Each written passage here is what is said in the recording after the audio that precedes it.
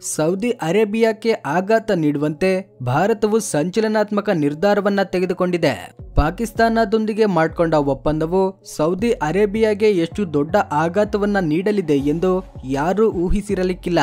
Saudi Arabia ಪಾಕಿಸ್ತಾನದೊಂದಿಗೆ ಸೇನಾ ಸಹಕಾರಕ್ಕಾಗಿ ಒಂದು ಒಪ್ಪಂದವನ್ನ ಮಾಡಿಕೊಂಡಿತು. ಆದ್ರೆ ಅದು ಸೌದಿಗೆ ಸಂಪೂರ್ಣ ಬೆದರಿಕೆಯಾಗಿ ಮಾರ್ಪಟ್ಟಿದೆ. ಭಾರತ ಈ ಕ್ರಮವನ್ನ ಬೆನ್ನಿಗೆ ಚೂರಿ ಹಾಕೋದು ಎಂದು ಭಾವಿಸಿದೆ. ಇದಕ್ಕೆ ಭಾರತವು ದೃಢವಾಗಿ ಪ್ರತಿಕ್ರಿಯಿಸಿದೆ. ಈ ಒಪ್ಪಂದವು ಸೌದಿ ಅರೇಬಿಯಾದ ಆರ್ಥಿಕತೆ ಮತ್ತೆ ರಾಜತಾಂತ್ರಿಕ ಸಂಬಂಧಗಳಿಗೆ ಎಷ್ಟು ದೊಡ್ಡ ಹೊಡೆತ ಕೊಟ್ಟಿದೆ ಎಂದ್ರೆ ಮುಂಬರೋ ವರ್ಷಗಳಲ್ಲಿ ಚೇತರಿಸಿಕೊಳ್ಳಲಾಗದಂತಹ ಆಘಾತವನ್ನ ಉಂಟು ಮಾಡೋ ಸಾಧ್ಯತೆ ಇದೆ. ಸೌದಿ ಈ ರೀತಿ ಮಾಡುತ್ತೆ ಎಂದು ಭಾರತ ಮುಂಚಿತವಾಗಿಯೇ ಊಹಿಸಿ ತನ್ನ ಕಾರ್ಯತಂತ್ರವನ್ನ ಸಿದ್ಧಗೊಳಿಸಿತ್ತು.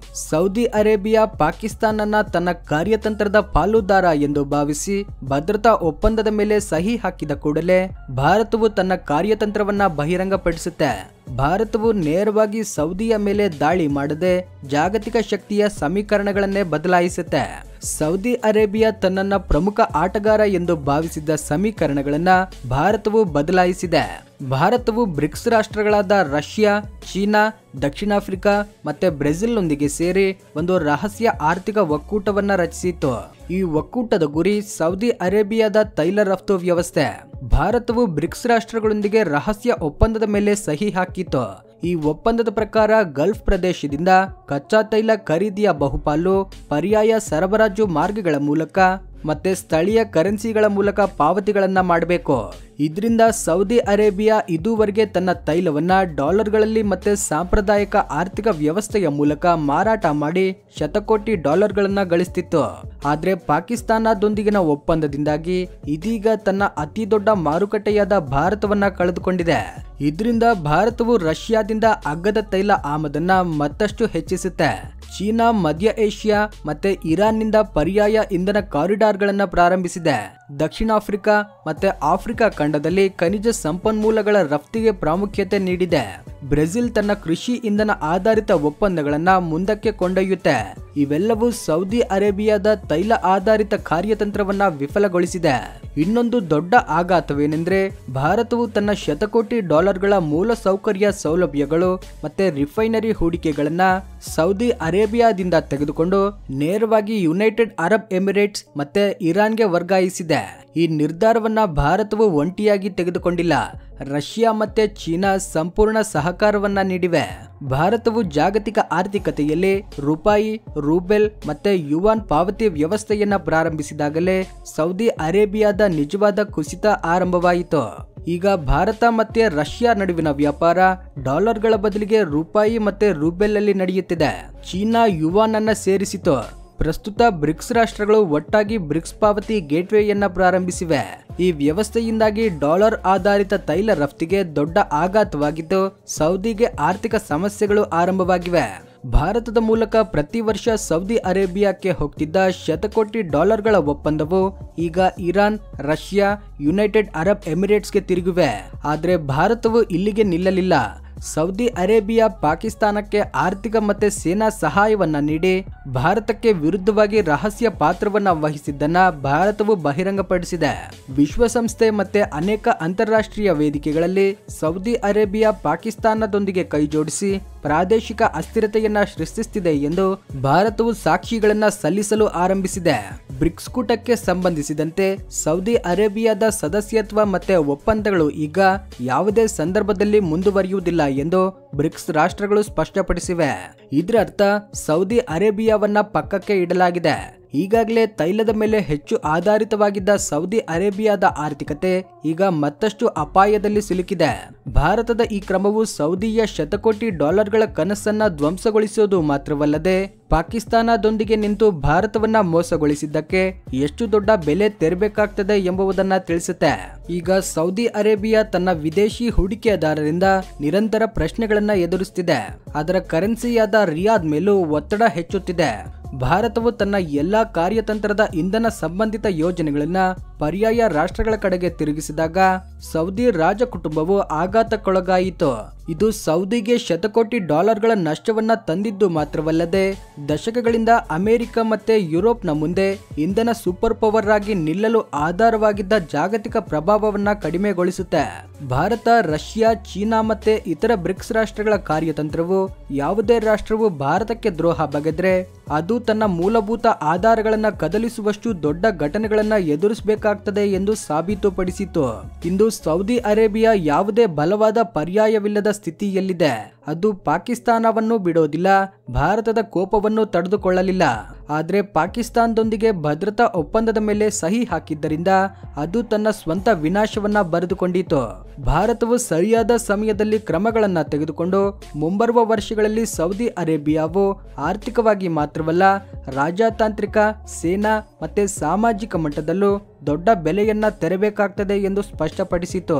ಭಾರತವನ್ನ ಹಿಂದಕ್ಕೆ ತಳ್ಳಿ ಪಾಕಿಸ್ತಾನದೊಂದಿಗೆ ಕೈಜೋಡಿಸಿ ಹೊಸ ತಂಡವನ್ನ ರಚಿಸೋಣ ಎಂದು ಸೌದಿ ಅರೇಬಿಯಾ ಗಟ್ಟಿಯಾಗಿ ಭಾವಿಸಿತು. ಆದರೆ ವಾಸ್ತವದಲ್ಲಿ ಭಾರತವು ಸೌದಿಯ ಪ್ರತಿ ಚಲನೆಯನ್ನ ಮುಂಚಿತವಾಗಿಯೇ ಗಮನಿಸುತ್ತಿತ್ತು. ಇಂದು ಸೌದಿ ಅರೇಬಿಯಾದ ಸ್ಥಿತಿ ಎಷ್ಟು ಶೋಚನೀಯವಾಗಿದೆ ಎಂದ್ರೆ ಎಷ್ಟೇ ಪ್ರಯತ್ನಿಸಿದರೂ ಭಾರತಕ್ಕೆ ಮಾಡಿದ ದ್ರೋಹದ ಪರಿಣಾಮವನ್ನ ದೀರ್ಘಕಾಲ ಭರಿಸಬೇಕಾಗ್ತದೆ. ಇದರ ಮಧ್ಯೆ ಅಮೆರಿಕದ ಅಧ್ಯಕ್ಷ ಡೊನಾಲ್ಡ್ ಟ್ರಂಪ್ ಕೂಡ ಸೌದಿ ಅರೇಬಿಯಾದ ವಿಷಯದಲ್ಲಿ ಭಾರತಕ್ಕೆ ಬೆಂಬಲ ನೀಡಿದ್ದಾರೆ. ಸೌದಿಯೊಂದಿಗೆ ಬೇರೆ ರೀತಿಯಲ್ಲಿ ವ್ಯವಹರಿಸುವುದಾಗಿ ತಿಳಿಸಿದ್ದಾರೆ. ಆದರೆ ಸೌದಿ ಅರೇಬಿಯಾ ಯಾಕೆ ಈ ರೀತಿಯ ಕ್ರಮಗಳನ್ನ ತೆಗೆದುಕೊಂಡಿದೆ? ಭಾರತದೊಂದಿಗಿನ ತನ್ನ ವಾಣಿಜ್ಯ ಮತ್ತೆ ಭದ್ರತಾ ಸಂಬಂಧಗಳನ್ನ ಬಲಪಡಿಸಲು ಬದ್ಧವಾಗಿದ್ದ ಸೌದಿ ಅರೇಬಿಯಾವು ಒಮ್ಮಿಂದೊಮ್ಮೆಗೆ ಭಾರತಕ್ಕೆ ವಿರುದ್ಧವಾಗಿ ಇಂತಹ ದೊಡ್ಡ ಕ್ರಮವನ್ನ ಏಕೆ ತೆಗೆದುಕೊಂಡಿದೆ?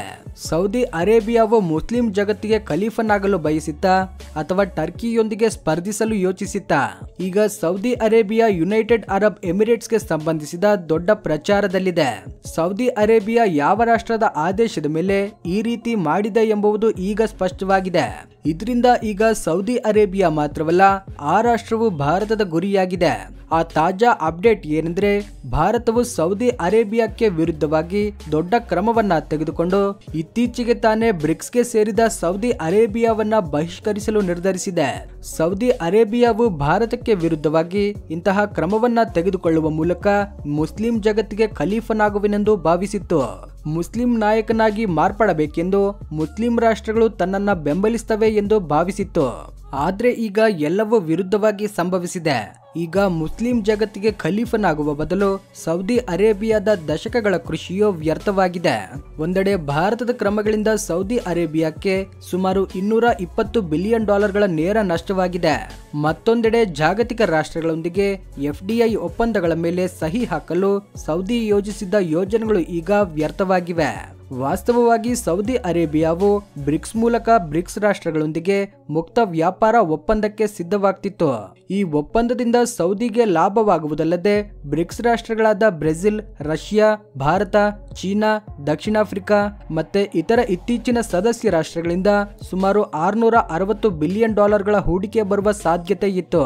ಆದರೆ ಸೌದಿಯ ಈ ಕ್ರಮವು ಭಾರತದೊಂದಿಗಿನ ಸಂಬಂಧವನ್ನ ವಿರೋಧಿಸುವಂತೆ ಪಾಕಿಸ್ತಾನದೊಂದಿಗೆ ಒಪ್ಪಂದಕ್ಕೆ ಸಹಿ ಹಾಕಿದ್ದರಿಂದ ಈಗ ಅದು ತಾನೇ ತನ್ನ ಗುಂಡಿಯಲ್ಲಿ ಬಿದ್ದಿದೆ. ಸೌದಿ ಅರೇಬಿಯಾವು ಪಾಕಿಸ್ತಾನದೊಂದಿಗೆ ಮಾಡಿಕೊಂಡ ಒಪ್ಪಂದದ ಪ್ರಕಾರ ಪಾಕಿಸ್ತಾನ ಮೇಲೆ ಯಾವುದೇ ರಾಷ್ಟ್ರ ದಾಳಿ ಮಾಡಿದರೂ ಅಥವಾ ಯಾವುದೇ ರಾಷ್ಟ್ರದೊಂದಿಗೆ ಯುದ್ಧವಾದರೂ ಆ ದಾಳಿಯನ್ನ ನೇರವಾಗಿ ಸೌದಿ ಅರೇಬಿಯಾ ಮೇಲೆ ಮಾಡಿದಂತೆ ಪರಿಗಣಿಸಲಾಗುವುದು.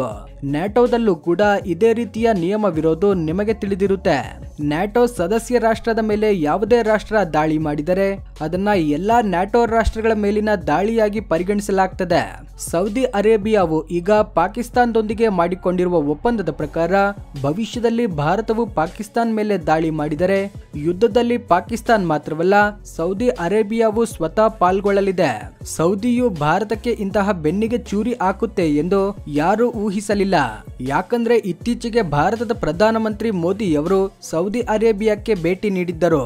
ಅಲ್ಲಿ ಭಾರತದ ಪ್ರಧಾನಮಂತ್ರಿಯು ತಮ್ಮ ಹಲವಾರು ದೊಡ್ಡ ವಿಶ್ವವಿದ್ಯಾಲಯಗಳನ್ನ ಆರಂಭಿಸುವ ಬಗ್ಗೆ ಮಾತನಾಡಿದ್ದರು. ಭಾರತವು ತನ್ನ ಹೊಸ NBCಯನ್ನ ಅಲ್ಲಿ ತೆರೆಯಲು ಸಿದ್ಧವಾಗಿದೆ ಎಂದು ತಿಳಿಸಿತು. ಇದಲ್ಲದೆ ಭಾರತ ಮತ್ತೆ ಸೌದಿ ಅರೇಬಿಯಾ ನಡುವಿನ ಸಾಂಪ್ರದಾಯಿಕ ಸಂಬಂಧಗಳ ಬಗ್ಗೆಯೂ ಚರ್ಚೆಗಳು ನಡೆದವು. ನಾವು ಸೌದಿಯನ್ನ ತುಂಬಾ ನಂಬಿದ್ದೆವು. ಆದ್ರೆ ಸೌದಿಯ ಒಂದು ಕೆಲಸದ ಬಗ್ಗೆ ತಿಳಿದ್ರೆ ಸೌದಿಯ ಬಗ್ಗೆ ಕೋಪವು ತಡೆಯಲಾರದಷ್ಟಾಗುವುದು ಖಚಿತ. ಇದಕ್ಕೆ ಸಂಬಂಧಿಸಿದ ಒಂದು ರಹಸ್ಯವು ಈಗ ಬಹಿರಂಗವಾಗಿದೆ. ಈ ರಹಸ್ಯ ಬಹಿರಂಗವಾದಾಗ ಇಡೀ ಜಗತ್ತು ಆಘಾತಕ್ಕೊಳಗಾಯಿತು. ಆ ರಹಸ್ಯವೇನೆಂದ್ರೆ ಭಾರತವು ಪಾಕಿಸ್ತಾನ ಮೇಲೆ ತನ್ನ ಅತಿ ದೊಡ್ಡ ದಾಳಿಯನ್ನ ನಡೆಸಿದಾಗ, ಅಂದ್ರೆ ಆಪರೇಷನ್ ಸಿಂಧೂರ್ ಟೈಮಲ್ಲಿ ಸೌದಿ ಅರೇಬಿಯಾವು ಬಹಿರಂಗವಾಗಿ ತಿಳಿಸದಿದ್ದರೂ ಪಾಕಿಸ್ತಾನಕ್ಕೆ ಬೆಂಬಲ ನೀಡ್ತಾ ಭಾರತಕ್ಕೆ ಬೆನ್ನಿಗೆ ಚೂರಿ ಹಾಕುತ್ತಲೇ ಇತ್ತು. ಆ ಸಮಯದಲ್ಲಿ ಸೌದಿ ಅರೇಬಿಯಾವು ರಹಸ್ಯವಾಗಿ ಪಾಕಿಸ್ತಾನಕ್ಕೆ ಸಹಾಯ ಮಾಡಿತು. ಟರ್ಕಿಯು ಜಗತ್ತಿನ ಮುಂದೆ ಬಹಿರಂಗವಾಗಿ ಪಾಕಿಸ್ತಾನಕ್ಕೆ ಬೆಂಬಲ ನೀಡಿತು. ಆದರೆ ಸೌದಿ ಅರೇಬಿಯಾವು ಬಹಿರಂಗವಾಗಿ ತಿಳಿಸದೆ ಪರೋಕ್ಷವಾಗಿ ಸಹಕರಿಸಿತು. ಆದರೆ ಸೌದಿಯು ಬೆನ್ನಿಗೆ ಚೂರಿ ಹಾಕಿ ಪಾಕಿಸ್ತಾನಕ್ಕೆ ಸಹಾಯ ಮಾಡಿತು ಎಂದು ತಿಳಿದಾಗ ಎಲ್ಲರೂ ಒಮ್ಮೆಲೆ ಆಘಾತಕ್ಕೊಳಗಾದರು. ಈ ಅನುಮಾನವು ಭಾರತಕ್ಕೆ ಬಹಳ ಹಿಂದಿನಿಂದಲೇ ಬಂದಿತ್ತು. ಆದ್ರೆ ಇದು ಭಾರತಕ್ಕೆ ಹೇಗೆ ತಿಳಿಯಿತು ಅಂದ್ರೆ ಇದು ತುಂಬಾ ಆಸಕ್ತಿದಾಯಕ ಸಂಗತಿ. ಭಾರತದ ಗುಪ್ತಚರ ಸಂಸ್ಥೆಗಳಿಗೆ ಈಗಾಗಲೇ ಗಲ್ಫ್ ರಾಷ್ಟ್ರಗಳು ಮತ್ತೆ ಪಾಕಿಸ್ತಾನ ನಡುವೆ ನಡೆಯುವ ಪ್ರತಿಯೊಂದು ಚಿಕ್ಕ ಮತ್ತೆ ದೊಡ್ಡ ಸಂಬಂಧಗಳ ಮೇಲೆ ಗುಪ್ತಚರ ಜಾಲವಿದೆ. ಆಪರೇಷನ್ ಸಿಂಧೂರ್ಗೆ ಮುಂಚಿತವಾಗಿ ಭಾರತದ ಏಜೆನ್ಸಿಗಳು ಒಂದು ರಹಸ್ಯ ಕೋಡೆಡ್ ಸಂದೇಶವನ್ನ ಗುರುತಿಸಿದವು. ಈ ಸಂದೇಶವು ಪಾಕಿಸ್ತಾನ ರಾವಲ್ಪಿಂಡಿಯಿಂದ ಬಂದಿರಲಿಲ್ಲ, ಬದಲಿಗೆ ರಿಯಾದಿಂದ ಬಂದಿತ್ತು. ಈ ಸಂದೇಶದಲ್ಲಿ ಪಾಕಿಸ್ತಾನ ಒಬ್ಬ ಹಿರಿಯ ಸೇನಾ ಅಧಿಕಾರಿ ಮತ್ತೆ ಸೌದಿಯ ಒಬ್ಬ ರಹಸ್ಯ ಅಧಿಕಾರಿಯ ನಡುವಿನ ಚರ್ಚೆಗೆ ಸಂಬಂಧಿಸಿದ ಸೂಚನೆಗಳಿದ್ದವು. ಈ ಚರ್ಚೆಯ ಭಾಷೆಯನ್ನ ತುಂಬಾ ಚಾಣಾಕ್ಷತೆಯಿಂದ ನಡೆಸಲಾಗಿತ್ತು. ಇದರ ಮೂಲಕ ಸೌದಿಯು ಪಾಕಿಸ್ತಾನಕ್ಕೆ ಸಹಾಯ ಮಾಡ್ತಿದೆ ಎಂಬುದು ಸ್ಪಷ್ಟವಾಗಿತ್ತು. ಏನೇ ಆಗಲಿ ಭಾರತದ ಗುರಿಯಾಗಿರುವ ಸೌದಿಯ ಸ್ಥಿತಿಯು ಮುಂಬರುವ ದಿನಗಳಲ್ಲಿ ಹೇಗಿದೆ ಎಂಬುದನ್ನ ಕಾದು ನೋಡಬೇಕಾಗಿದೆ. ಈ ವಿಡಿಯೋ ಇಷ್ಟವಾಗಿದ್ರೆ ಲೈಕ್ ಮಾಡಿ, ಶೇರ್ ಮಾಡಿ, ನಮ್ಮ ಚಾನೆಲ್ಗೆ ಸಬ್ಸ್ಕ್ರೈಬ್ ಆಗಿ. ಜೈ ಹಿಂದ್.